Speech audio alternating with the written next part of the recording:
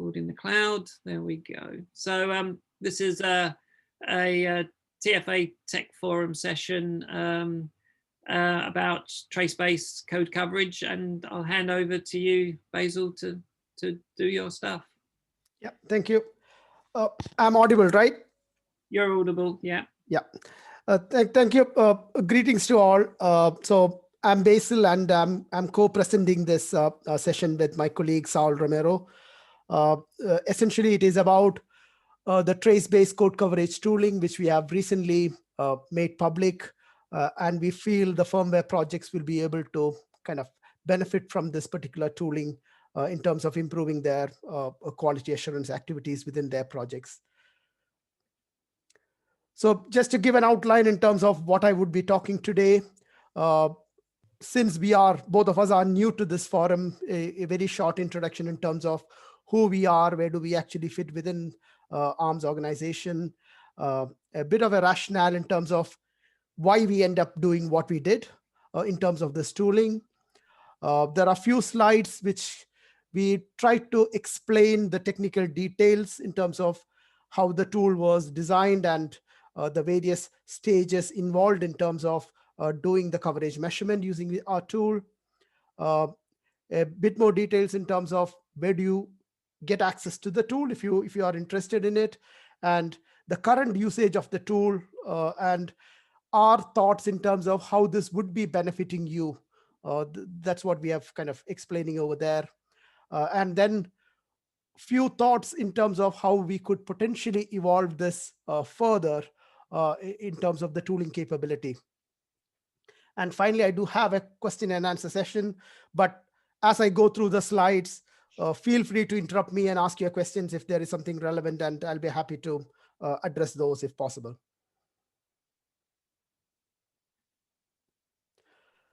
So about us, I'm Basil Eljuse. I'm a principal software engineer, part of the software quality organization within ARM's open source software group. And Saul Romero is my colleague who is working over there, primarily looking at the tooling aspects. In terms of what we primarily focus on, it is mostly on the quality improvement initiatives within our group. And we also pick up common hard problems with respect to tooling and anything that actually benefits more than one team. We try to look at it and then try to spend time in terms of solving that. Obviously, we also look at some of the automation improvements being part of the quality and test team within this particular organization. And as you'd have guessed, we don't have much of a public face role as such. We are mostly internally faced, and then we serve the open source software group within ARM. Having said that, we are internally faced. We have made some public contributions.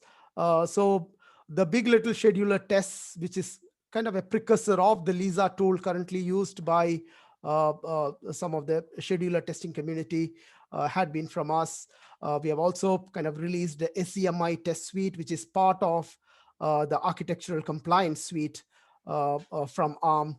And the most recent is the QA tools project that we have made public.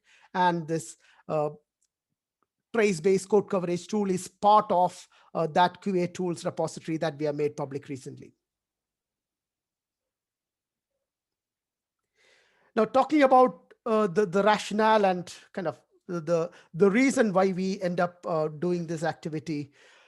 So there is quite a lot of an emphasis in terms of demonstrable quality. And by that, what I mean is the so-called perceived quality. People want to put numbers against that. Whether it is right, wrong, or good or bad, I think that is a bit of a philosophical question. I wouldn't try to answer that. But essentially what we are trying to do here is try to look at some kind of feedback for the engineering process. And that actually gives them more confidence in terms of whether they're going in the right direction or not. And this is what I meant by saying that if you don't have measures, probably we are flying blind. And we would really like to have some kind of a feedback in terms of the engineering process, and especially from the validation activities that actually happen as part of that engineering process. And we strongly believe code coverage is one such useful measure. It's not the only measure, but it is one such useful measure. And it can give this potential feedback, which can have real actionable outcomes. And that is what makes it quite appealing for us to actually address and look at it. And what kind of actionable outcomes you could give. So for example, if you can ask the questions like, is my test set good enough? How can I redirect my test efforts better? We believe code coverage can give you an indication in terms of what is the kind of test coverage you have with your test set, and thus make that judgment, and then probably kind of an informed decision can be taken based on that. And also code coverage can really tell you about what is the kind of residual risk you have in terms of quality on your releases, because it is showing you what code paths are not covered, and hence you can make an informed decision.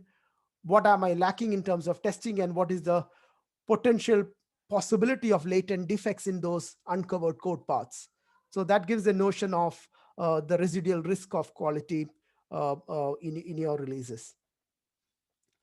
Now, while all this motivation is valid, hopefully, and probably makes sense to you also, the key question is, what are we actually trying to solve here? So as I mentioned in my title slide, essentially, we are targeting this particular tool primarily for firmware projects. And code coverage tools traditionally uses code instrumentation as the core methodology by which it achieves the code coverage measurement. And a particular problem we have with firmware projects is most of them actually target the memory constrained platforms, and hence you have these code size limitations. The moment I turn on code instrumentation, I now have got my image size bloated and hit with the problems of my target image not really fitting on to the whatever the memory model that I have for my particular platform, and then have to fiddle around with that for the sake of testing. And that is a real letdown with that particular approach. And the other thing potentially you could do to address this problem is, we could say that, okay, let us emulate it and then run the code coverage on an emulation platform. But here again, part of the problem is, because we are talking about firmware projects, there is a higher degree of, or higher proportion of, platform dependent code. And now you are faced with this expensive kind of engineering activity to actually have that supported on your emulation platform. So that is also, again, not really appealing. Now, the question is always, do I need to really build something?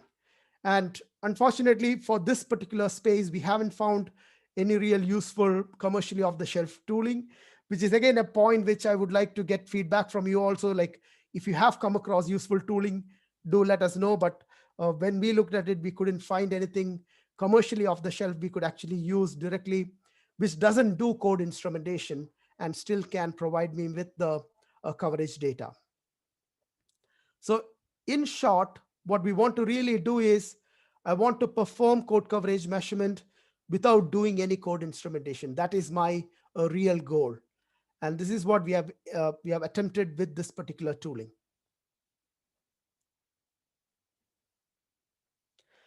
Now, this is where I've got a few slides where we are actually talking a bit more details in terms of how we have done the tooling and the key elements of that particular design. So I would describe my overall tooling in terms of these three distinct phases. The first one is basically a capture phase. Since I'm not going to rely on code instrumentation, what I really need is, I would need to know what I'm actually executing. When I flash my software under test on my device under test, I want to see what I have actually executed. So for this, what we have done as part of our tooling is, we have created a model trace interface based custom plugin for fast models that generates the execution traces So it will tell me what all instructions are being executed. So I now know what is being executed. Now, from what is being executed, I need to figure out against my source code, which are those lines that are actually covered and which are those lines which are not covered. And this is where my second phase comes. And here we actually rely on compiler capability to actually generate the dwarf signatures. The significance of this is essentially, if I use this compiler capability, what I do have is I'm still not bloating my code image size, but what I'm doing is the generated binary images. Now I'm asking the compiler to actually provide additional information in terms of what was the source line and line number and the file from which this particular set of instructions are actually being compiled out. So I do have that information, which now allows me to do a mapping from what is being executed to the actual source code from which I've actually compiled that particular output. And finally, we want to have some kind of a nice visualization in terms of the actual coverage report. So to kind of specifically go to my block diagram over here, what I have got is I've got my actual trace output coming from my plugin, which tells me what is being executed. And then I have got my binary files, which are having the dwarf signatures as coming as an input.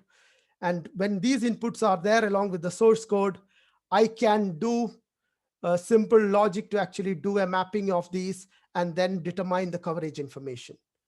And that's what we do on the post-processing stage 1, where essentially we generate an intermediate JSON file, which just represents all this information in terms of coverage in a standard format.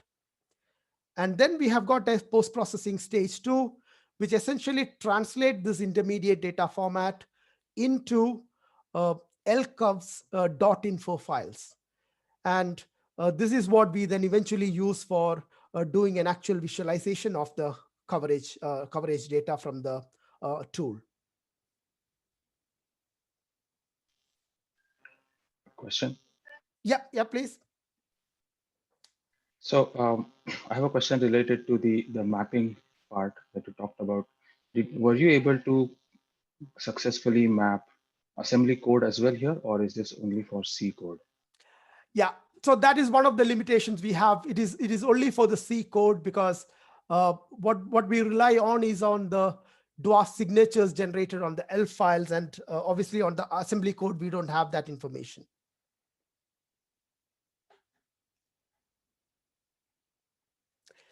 Any other questions? If not, I'll move forward. So in terms of what is the current tooling what can the tool do at the moment? So essentially, we are able to actually report with this tool the statement coverage or line coverage information, function coverage information, and the branch coverage information.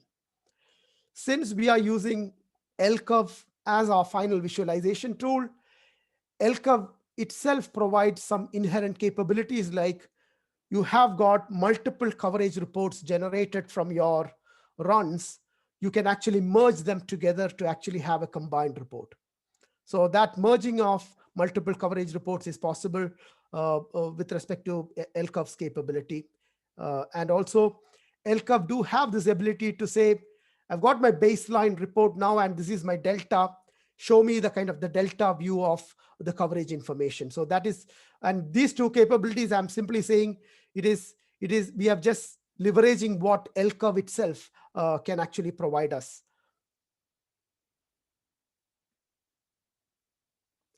Now, the next couple of slides, I'm just trying to give a bit more details in terms of how we are using this particular tool and the kind of the technology behind that. Hopefully, when Joanna shares these slides, you would have these additional information there. So I mentioned about the capture phase. So the basic capability what we have here is this model trace interface plugin. So what we essentially do is, when in this example, you can see when I'm actually running my fast model with the software under test, I'm providing this additional plugin parameter where our bespoke, our custom plugin built is actually passed as one of the parameters. And what it actually does is it registers itself as part of the simulation when it comes up, and it actually uses the debug IP within the fast model, and it actually uses kind of registers for a trace source called instruction. And that is what it registers for, so that it gets a callback whenever whenever an instruction actually gets executed. And when I get a callback, then I just capture some of the interesting fields in memory. And once my whole execution is happened, and when my simulation session actually terminates in a graceful manner, that's a point where we have got a release handler, which basically goes and dumps all the information that we have captured in memory in a predefined format onto a file. And this is my trace output file that I get, which I use as an input for my analysis phase. So if you want to get more details, I would suggest you to look at the model trace interface reference manual, because this is what we have used as our reference when we developed this particular plugin. And as an example, you can see over here the coverage trace sample output. The type of information we capture over there is the actual instruction which got executed, the number of times it was that instruction was seen as executed, and this is the kind of the size of that instruction. One question, basically. Yeah. Have you tried it on maybe Juno board or something? Because it has a model plugin for fast models. What extra thing you need for a real platform, real hardware like Juno or some other board from partners? Yeah, so on an actual silicon, what we have done is we have used the DStream, which is the debugger tool, the DStream ST debugger tool, to actually kind of extract the trace information. So there, obviously, the model trace is not plugin is not relevant. Instead of that, we use the DStream ST the trace box, and we were able to actually capture the trace, and then the rest of the post processing is all the same. It need not be any different compared to what we currently have. The only difference would be the trace output might be coming in a different format. We just need to make sure it is in the same format as expected by our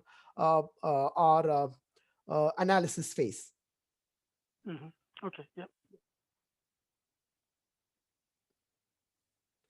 Now, looking at the analysis phase, I'm just trying to give you a bit more details in terms of what happens over there. So I mentioned that one of the prerequisites we have is we actually build the we build the binaries with the DWARF signatures embedded in it. So essentially what you would find is the ELF files. We use the binutil tools like object dump to kind of see what is there in it. And as you can see over here, it actually embeds the information about a particular instruction or instruction group, what it is actually mapped in terms of my source code from which it is actually generated.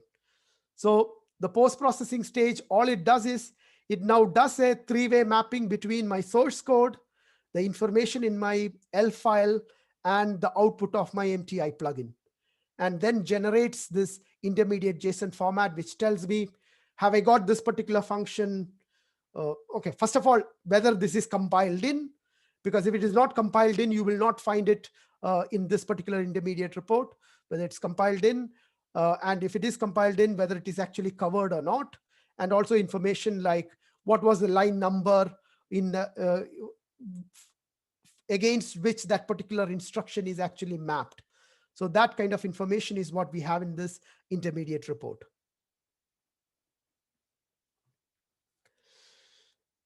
Moving on to a bit more details on the analysis phase, I do have kind of the second stage post-processing, which I mentioned. You can treat it as a simple data translation layer, but it is not that simple, because in addition to us converting this intermediate JSON format to an LCOV info file, what we do in the second stage is also we actually compute the branch coverage information additionally. So that is another key processing that happens in the second stage processing. And at the bottom side, what we are depicting over here is now you might have a single instance of a run and the corresponding report generated. You can then have multiple instances of that, and then you can use LCUF to actually do the merge. And we have actually got a wrapper script to which under the hood uses LCUF utilities to actually do that merge and generate my final report. Just give me one moment.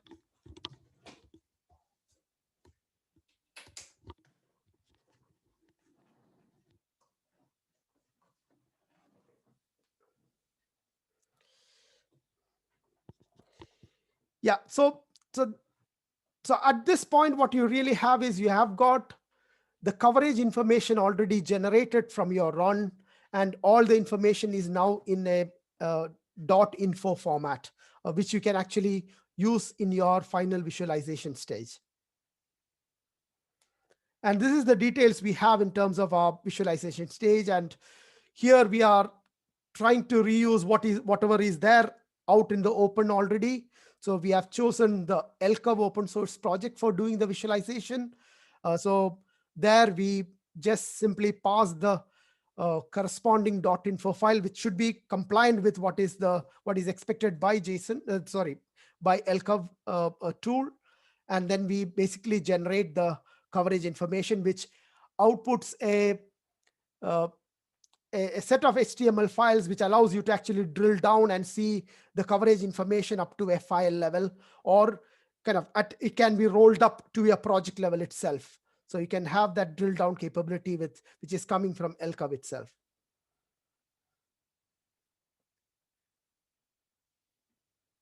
Now we have kind of explained in terms of the good things about the tool. I believe it's fair to say what are the limitations and probably the gotchas and learnings that you have with this particular tool. So when we were trying this tool on trustedfirmware.a project, one thing which we have seen is trustedfirmware.a always uses optimization, the optimization flags, especially for optimizing it for size. And one thing what we have seen as a side effect on our coverage measurements is that because it's optimized for size, what you would see is there might be certain source lines that the compiler have decided not to even include in the compiled out binaries. And also there are certain times where the dwarf signatures inserted are not kind of detailed enough. My ideal case for the use of my tool is when there is no optimizations, because I know that I'm not expecting the compiler to really optimize the code away. Basically, hopefully there is much more one-to-one mapping in terms of, or closer to one-to-one mapping in terms of what I see in my source code compared to what is generated in my binary. We also seen some practical issues when we were actually using this tool on some projects where, because in the post-processing stage, we actually fetch the source files and also kind of parse those source files. We have seen certain issues where typically the file says it's in a particular encoding format, but truly it is not. I don't know whether it is an issue because it's being touched on a Windows machine versus Linux machine. Sometimes the encoding was not correct and our Python post-processing script could not simply handle it and throws an error. So such issues we have actually seen in practice, and then we'll have to then look at the specific failures and then try to fix them in the source codes itself. And obviously we are at the mercy of the tool chain that we use and its capability and its accuracy. So any bugs in the tool chain do affect our tooling's functionality. And we have hit tool chain problems a number of times. So it is not a remote occurrence. It actually can happen often. But the good thing is if you have got a decent tool chain, a stable one, which is actually working, then obviously you will only move it in a step change where you would check whether the new version is working and hence migrate hopefully your CI to the new one. I mentioned about us actually parsing the source code to determine the branch coverage information. We wanted to investigate whether there is a better structured way of doing it in terms of probably relying on lexical analysis to do that. We did early exploration of the idea. Unfortunately, we couldn't find kind of much headwind. Probably it's lack of our own understanding on the lex analyzers, but that is something which we actually explored. And at the moment, we are thinking it is not useful. But if there are any other kind of people who has got smarter ideas, please do let us know. We are happy to look at that. Now, if you like what we have said so far and you think probably this is a tool worth giving a go, the natural question is, where do you get it from? So we have made this public in this QA tools repository, which is accessible from gitlab.arm.com. And we welcome all feedback, and any contributions are also really welcome. So feel free to discuss with us in terms of the usage of the tool, and if you find any issues over there. And what is the usage of this tool at the moment? So internally within ARM, we do use it for a TFA project actively. On SCP project also, we use it actively. In terms of TFM project, we have recently did a pilot, a proof of concept run, where we actually proved this tool to be working in the context of Lava. I think the reason I'm explicitly saying the context of Lava is, remember I mentioned my trace plugin actually generates the trace output files, which I need for my post-processing. So we need an ability within Lava to actually expose those generated trace files from Lava. And our infrastructure team has done a kind of, currently it is an early version of the solution, but they are trying to get that solution they have put up for exporting these trace files to be upstreamed in the Lava upstream setup itself.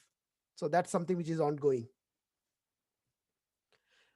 Now, how could this project, this tool potentially help you in your project in terms of quality assurance? The way we think it could help you is essentially, it can tell you whether you have to redirect your testing effort, because it is telling you where the current test set is not covering in terms of your code base. Hopefully the potential risks that you have uncovered because of uncovered code paths can kind of let you take a conscious decision whether to address it or not. And that is kind of a useful feedback for the particular project. So at the moment, we have our visualization capabilities just limited to, I can give a single run and it gives a single visualization for that particular run. If there are multiple runs from the same context, I can merge them and get a individual run. A combined report. But what you can really do is, if this data generated from your regular runs from your CI can go into a database, obviously you can then visualize the trends of your coverage as your software is actually evolving over time. And hopefully that might be a useful input for you to again decide, is your test set good enough, and then continuously address those as the time goes on. And finally, as I mentioned, we do capture the information about how many times a particular instruction is executed. Now, we don't report it beyond what is being there in the trace output file. So you need to basically hunt for that information at the moment. But our expectation is probably this can help you in terms of kind of knowing, have I got some kind of a bottlenecks, probably because a particular function is being called too many times, which may be a surprise to you, or maybe it is as expected. Or is there a need for better code reuse because you see a particular usage pattern from the execution traces that is generated from this run. So we are hoping these might be kind of potential ways in which the information you gather from this tool might be helpful in your individual projects. Now, in terms of the future direction, as I mentioned earlier, I think Manish was asking in terms of silicon platform. So we did this early prototype with Juno platform. The biggest challenge we have over there is more to do with the automation. In terms of the technical feasibility, I have no doubt it is actually feasible, but we need to address some of the automation challenges around kind of getting this continuous traces coming from the D-stream setup. So that is something which need to be yet to be solved. The second thing, which kind of is again something for the future, is especially on the automotive background, we have got requests where can we actually generate MCDC coverage, which is a modified condition decision coverage. And for doing MCDC coverage, essentially what you really need is, in addition to knowing whether in my particular if condition I have actually took the positive path or not, I really need to know whether I've took the path in terms of all the conditions that might be there in that particular if condition. So that information is actually needed. And for us to make that decision, what we would really need is an ability to dump the register values when that particular condition is evaluated. And in fact, we did an early prototype where in terms of technical feasibility, we are able to do that. However, what is the right set of registers and whether I will be overwhelmed with too much information and my post-processing might be struggling in terms of managing that kind of information. Those are the open questions we still have and yet to be addressed.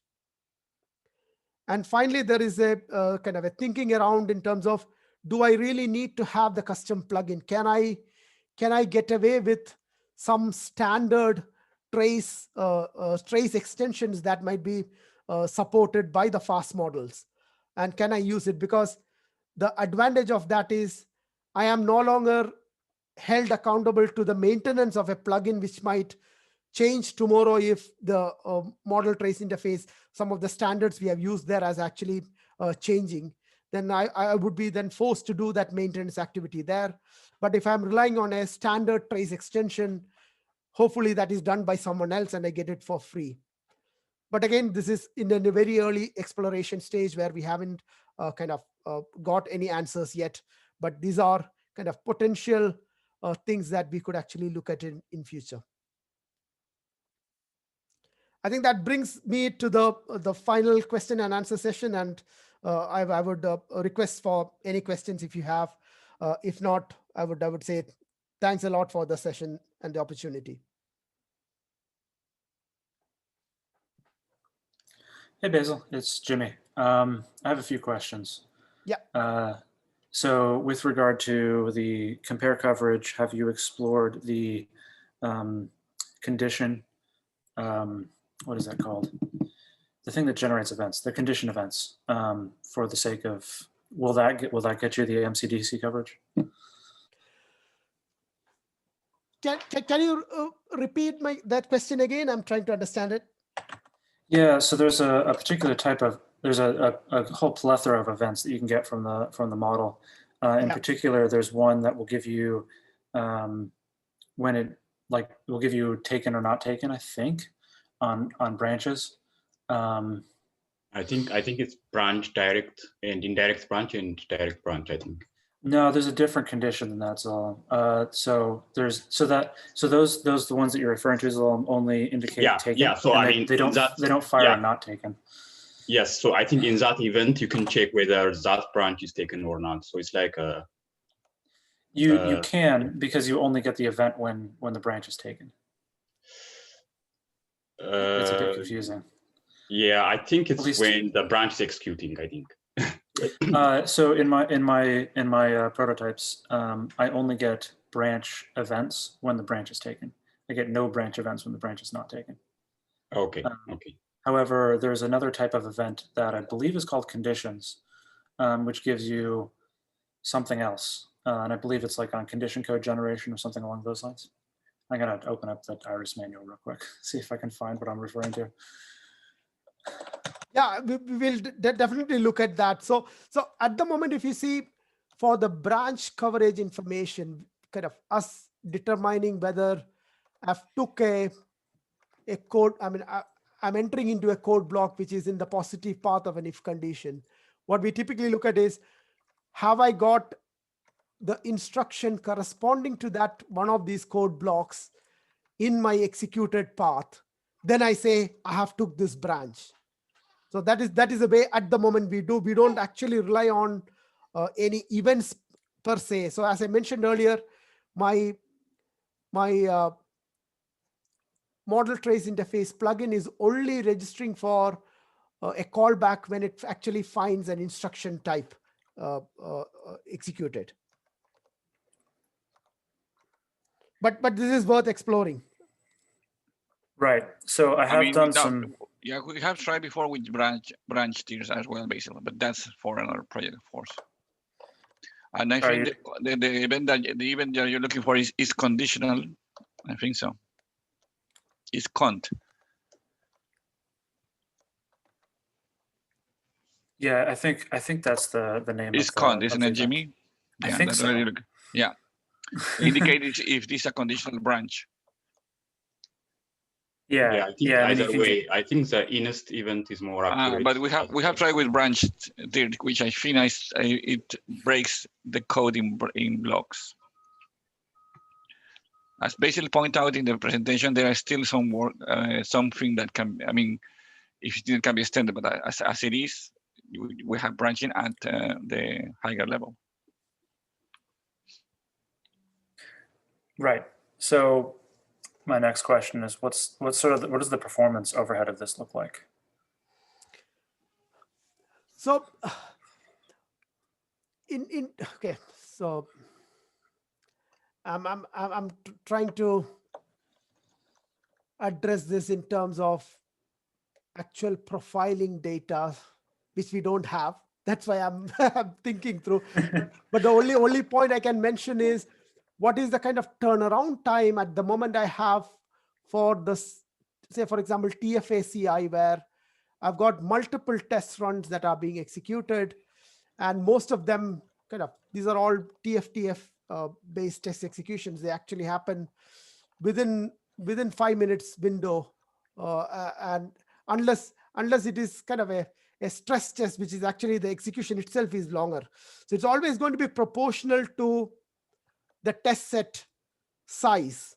That's what we have seen in practice.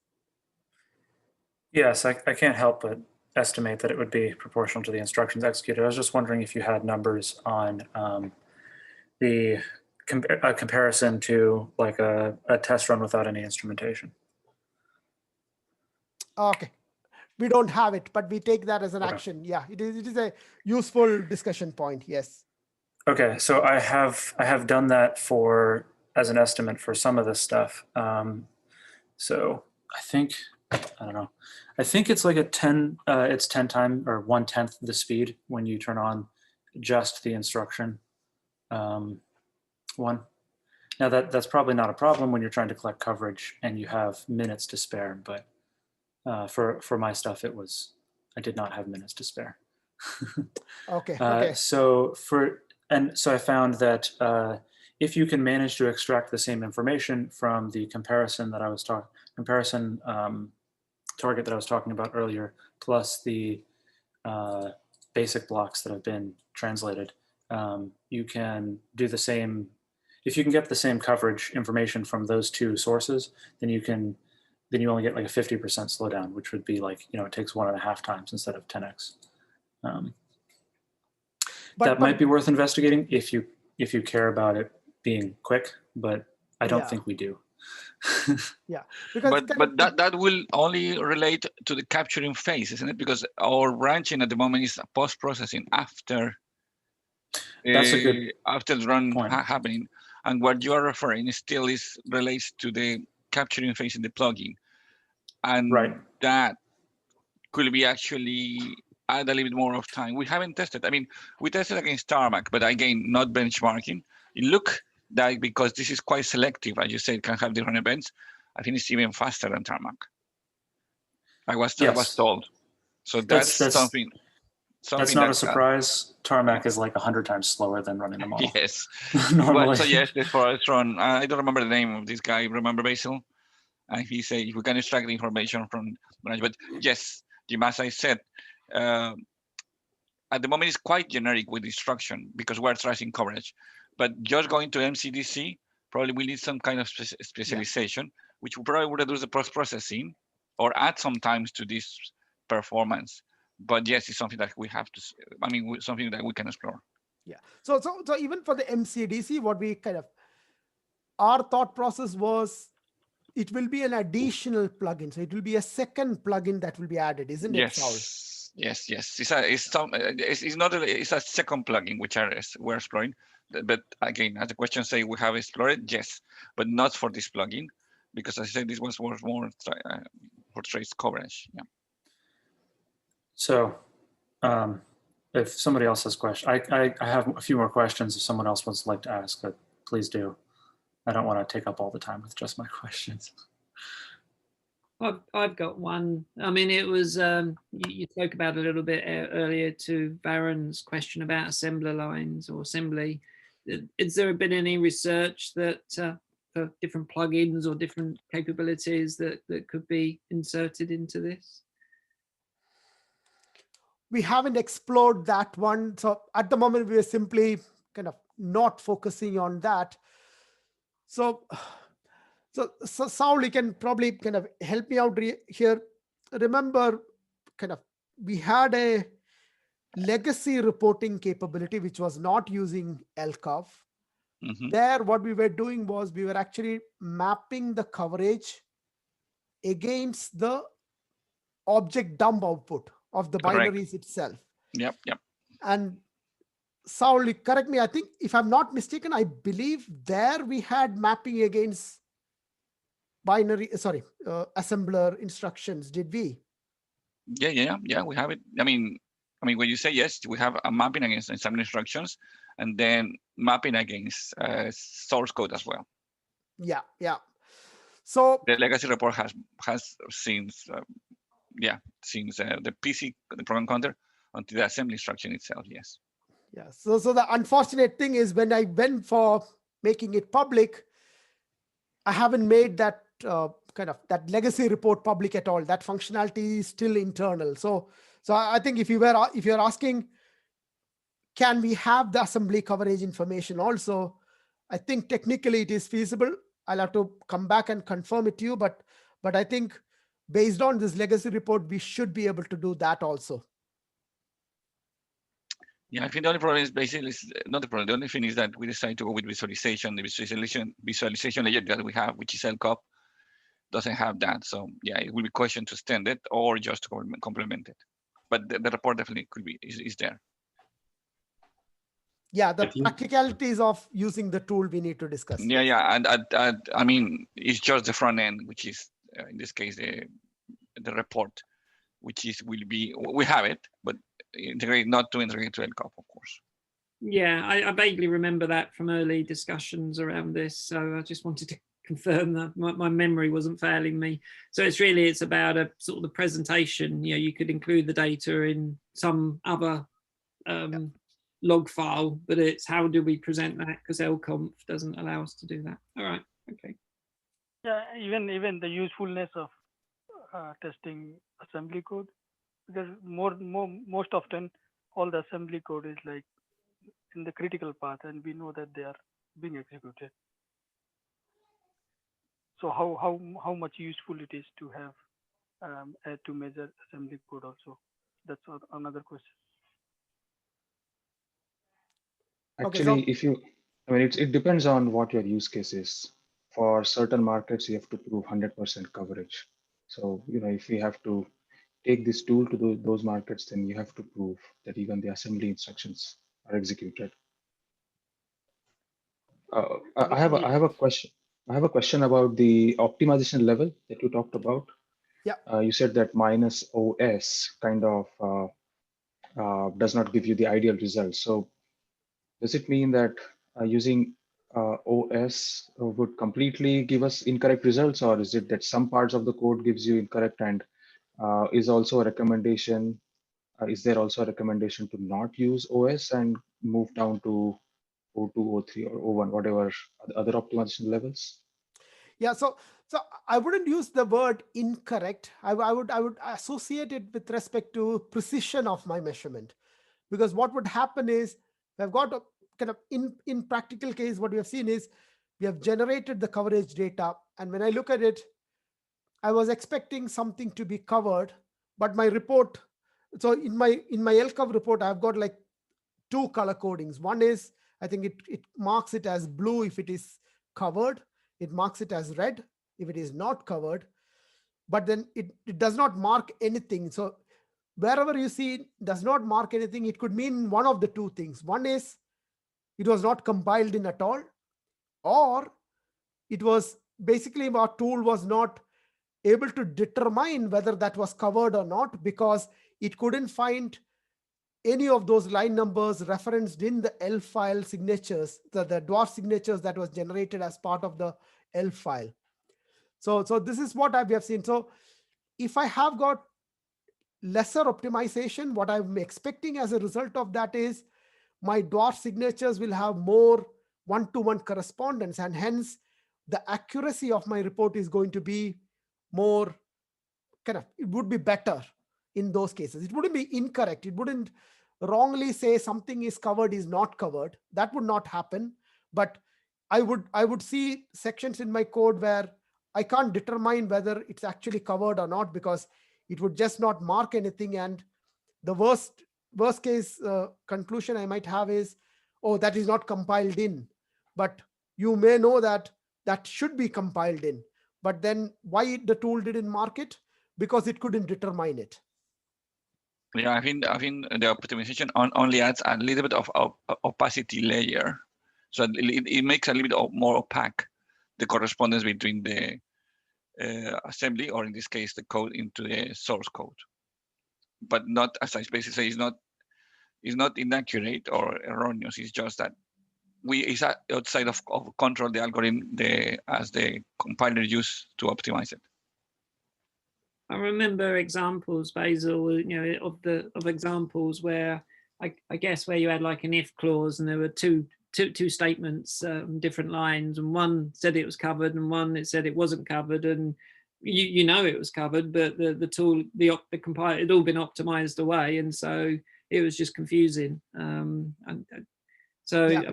You can look at the results and then say, yeah, if it's covered that line, then it's bound to have covered the line afterwards. But I guess you would have to build intelligence into your tooling to figure out that it should. Oh yes, because it's done that line, you can assume it's done the following line, and that's quite hard to do. Yeah, because we did discuss in terms of, can I force fit the information? And I think the conclusion was like, if you try to force fit, I might end up with giving wrong information. And that is the point where we simply said, okay, let us not try to force fit. If something is indeterminate, just leave it there, because I can't determine it and say one way or the other for sure. I think we talked about possibly marking it a different color or something, that the tooling definitely didn't show that line covered, but because we've marked it this color, we think it probably is, and it's up to the reader to decide if that was correct or not. Yeah, but we kind of, I think this was again like coming back to ELCOV's capability in terms of what all things it can actually show. So this is kind of a custom interpretation of that, and we haven't kind of looked into the details of that visualization side. And you could say, is it really worth it? Yeah. And I mean, just getting to the second part of my question. So to remove this this confusion or this part where you cannot determine, is there a recommendation that you should use some level of optimization which will give you 100% confidence? Okay, whether it gives 100% confidence, I'm not going to claim it now, because we ourselves need to do that experiment. But as I said earlier, if the optimization level is the minimum, in the sense no optimization at all, that would be the ideal case in which I would run my code coverage tool. And now, have I done an experiment in terms of determining, does it give me that 100% accuracy? I haven't done it, but probably that's something which we can actually kind of build confidence around by experimenting with it.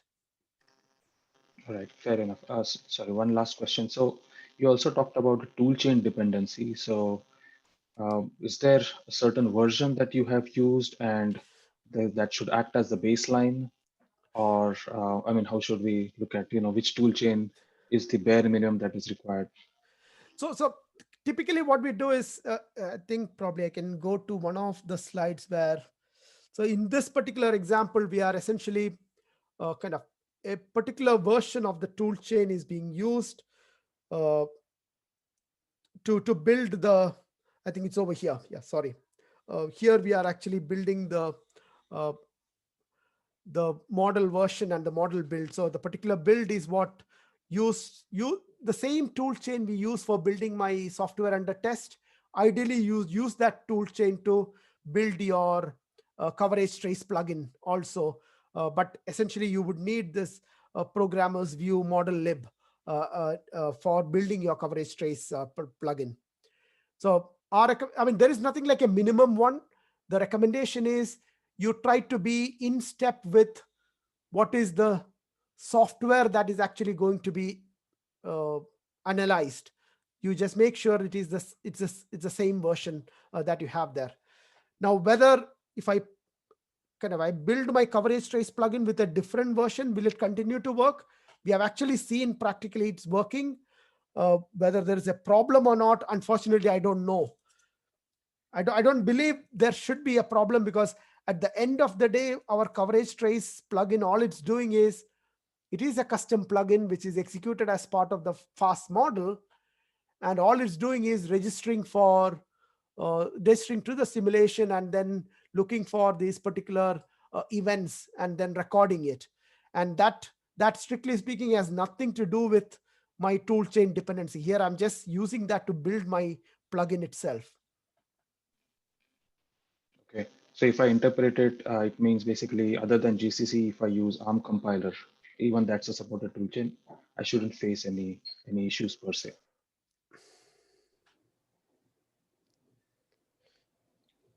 Saul, did we try ARM-CC compiler? Are you talking about for the plugin? Not only for the plugin, like even when have we got a context in which we have actually built everything other than GCC toolchain? No. The tool, I mean, actually the plugin can be built with GCC. The toolchain is only for the toolchain is only needed for the utilities, for object DOM and object redelf. But we did kind of support this for SCP project, and I'm kind of guessing there. Obviously, it is the bare metal toolchain, but what I don't remember is that a GCC toolchain also, or was that an ARM-CC toolchain? This is a question which I can take it and then probably answer it later. Yeah, I think it should be the same. I mean, yeah, thanks. Yeah. So there's two tool chains in question here, right? There's the one that you use to build the plugin, and then there's the one that you use to build the firmware. Which one are we discussing? I mean, from our perspective, the recommendation is you just do them in step, in the sense, whatever might be your software under test and the toolchain you used over there, use the same thing for building your coverage trace plugin. Are you running the coverage trace plugin on an ARM-based host? Oh, no. I mean, that is part of the FAST model. We are passing it on to the FAST model. Right. So the plugin is compiled for x86, 64. So you fundamentally cannot use the same toolchain for both. Yeah, that's why I was explaining that. Okay, cool. For the FVP, we're using the normal GCC, x86. I mean, that's the host, and for the L files or X files, we use the toolchain. The same toolchain as well was built for the binary files. Okay, so that's what you're talking about. Yeah, yes, so yes. You can run into incompatibilities if you use a toolchain that has a different C++ ABI on the host. That's unlikely, but I would be wary of using like Clang to build the plugin. We haven't tried. We haven't tried with Clang with the plugin, only right. GCC, and, or in this case. And I'd suggest you don't do that because you can have a different API. All right. So speaking of this, I did have one question, which is there is an interface that is outside of the model that allows you to listen for events over, say, a TCP socket that's on the host. Is that something you've explored as a way to mitigate these toolchain dependencies? No. So, but what does it actually listen to? There's a TCP socket. I can. We're running out of time. I can share the details. I've implemented something very similar that listens over the TCP socket. Let me know if you're interested. Yeah, definitely. We'll be interested. Yeah, of course. Okay, cool. I'll talk to you about it offline then. I've got a question. I've also got a note for you, Basil. I just checked the SCP-CI configuration. It doesn't look like ARM Clang is set up to run the CI stuff. So that's just GCC. With that said, I would fully expect both ARM Clang and GCC to work fine with this. I mean, there's no extra instrumentation from the compiler required. And as long as they both generate valid debug info, then I can't see what would cause one to work and not the other. Aside from that, just on your mention of MCDC coverage, how realistic do you think it is that you'll be able to generate full MCDC based just on debug information without any lexical or semantic analysis? I know this is something that it was kind of a hurdle for Clang and actually for the Rust project recently, was we couldn't get reliable coverage without doing actual semantic analysis on things like the basic blocks from the compiler. The debug info, it just wasn't granular enough. So probably I just want to go back and kind of reiterate what does MCDC really mean. So from my perspective, essentially, the simple example is if one condition and another condition, and it enters a block, and let's assume it's a simple if case, there is no else. If it is a simple branch condition, all you are basically looking at is, have I taken that positive path or not? And if I have taken, it is 100% coverage. But if it is MCDC, I think my understanding is the expectation there is only if I have entered that code block by satisfying both these conditions, depending on and or, only if both those are actually evaluated and taken, then you can say that I've got 100% MCDC coverage. Otherwise, I can't declare it as 100% MCDC coverage. So with this understanding, my expectation is if my trace output actually tells me, okay, I've got this instruction for that if condition, and then it can tell me all the registers that are actually involved in terms of during the evaluation of that particular if condition. And based on those actual register values, I believe we can make sense that whether I've got multiple executions where the true path was actually entered or not, purely based on the register contents. Does that sound correct to you? I think it's even more specific than that for MCDC. If you have an if, like you said, if you have an if condition with two individual conditions, like an or, let's say, every single possible combination of each of those operands needs to have been uniquely true and false. So you need to expand the entire truth table for every possible condition. It explodes a bit in complexity, but yeah, I'm just trying to derive how you might do that based on debug information without information from the compiler about, what are your individual operands. I know at least more recently, at least with Clang, because of that lack of granularity in the dwarf debug information, now client actually generates its own debug reports. The problem, of course, is size, but it does that instrumentation within the binary itself, and it generates the code coverage report from within that. But it gives the compiler the oversight of that entire condition, which is why you can get that sort of that extra condition coverage. So in fact, Saul has done an early prototype of this thing, because we have actually shared this with one of the CPU teams. So I can offline, we can actually kind of exchange notes and discuss what kind of, because as I said, it was very early. We didn't know what to make out of the register dumps we did. But I think probably we can have a discussion around that and see whether this actually solves the problem or there is still gap in it. Sure, thanks. So as a small alternative to that, I think a lot of the complex expressions like that, conditions like that, end up using the condition compare instructions, which do generate like cond events, to my knowledge.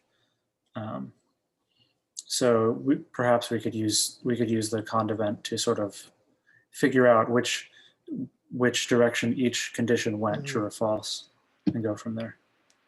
Yeah. I wonder if there are problems with not necessarily ARC64, but ARM32, where you have things like the ITTT blocks, where the instruction may conditionally execute or just perform as a no-op. I don't know how that behaves in the FVP. Definitely. I don't know what that generates. I've only looked at ARC64 for this, so which has no ITT. Yeah. However many it was, T's block.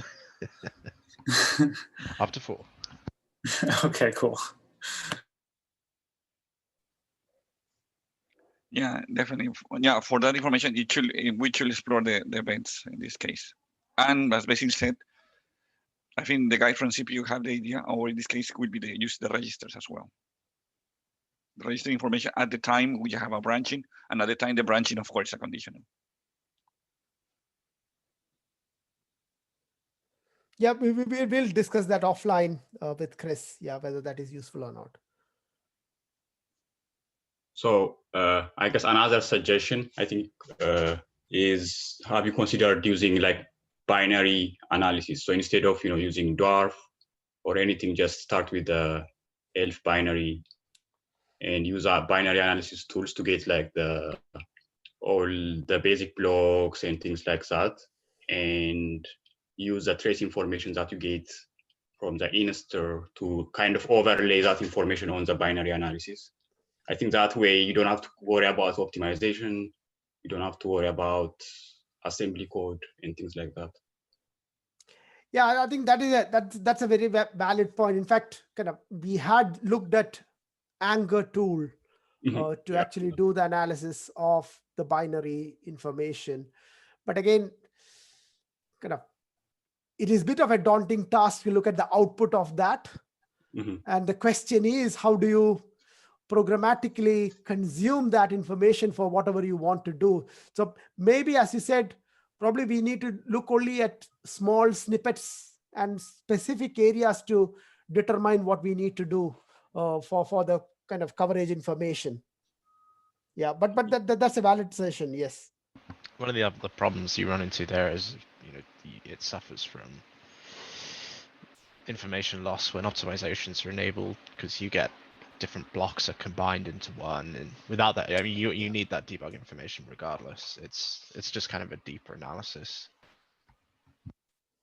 But I think it's like, isn't that like the most accurate code that is generated, or that you are actually running the binary?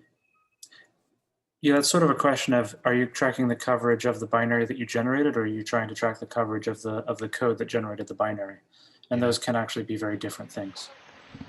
Yeah, so I mean, you are running that binary in FVP, right? And you are tracing the execution of that binary, right? So right. So it depends on, is your goal to get coverage of the binary itself, or is your goal to get coverage of the code that generated the binary? and those have very different. Okay, yeah. So it would be easier to map to, I guess you're right, to source, right? From binary. If you, okay, yeah. If you don't care about the source, I guess, it's right. Simple. So regulation might not care about the source. They might care that you get code, that you have 100% of your assembly line or of your instruction coverage and that sort of thing. But but I think for branch coverage, I think you get enough information, right? For branch coverage, I think you only care about, okay, I guess if you care about the source code, the line numbers and things like that, you're right. You don't have that information in the binary. Right. Yeah, and even with branch coverage from the binary, you have to sort of assemble in reverse disassemble in reverse to figure out how the conditions are generated and crap like that. It's really complicated. Yeah, something like this is a PhD's worth of work. Several, yes. Several, more. It's not accurate. If you care about the source code, the lines and things like that, it's not accurate. And of course, as mentioned in the presentation, the optimization that you choose can affect the accuracy. But not only can it affect the accuracy, it can totally affect the rest of the binary and that sort of stuff. And then dead code elimination gets involved, and it's a whole mess. That's why I say multiple PhDs of work. So Basil, thank you for your time. I mean, we're 10 minutes after, and I sense we could talk forever. It's one of those rare TFA Tech Forum sessions that is really, really overrun. So it does show you the amount of interest, and nobody on this call, but I know somebody said to me when they heard about all your efforts that this is one of the holy grails that we need for firmware and embedded development. So it's really good, good stuff. And we're 10 minutes after now. I can hang around a bit more if you guys still want to buzz Basil with some questions, but I'm sure everybody needs to move on at some point. Thank you, Basil. Yeah, thank you all. Thank you, Basil. All right, there's no more questions. All this will be in the recording, so people can catch up later. And really, thank you again for your time. Excellent. Thanks very much, Basil. Okay, then. Yeah, bye-bye. Cheers. Cheers, bye. Bye.